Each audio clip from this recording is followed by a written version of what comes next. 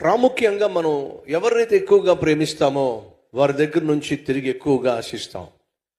కానీ దయచేసి గమనించండి, ఈ లోకంలో నిన్ను బహుగా గాయపరచగలిగింది ఎవరయ్యా అంటే, నువ్వు బహుగా ప్రేమించేవారే నిన్ను బహుగా గాయపరుస్తారు.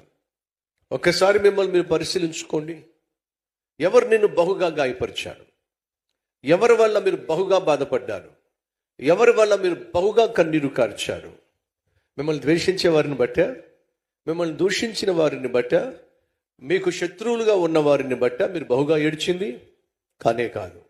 మరి ఎవరిని గూర్చి, ఎవరి వల్ల మీరు బహుగా ఏడ్చారో మీరు జాగ్రత్తగా పరిశీలన చేస్తే, మీరు బహుగా ప్రేమించిన వారే మిమ్మల్ని బహుగా ఏడిపించారు.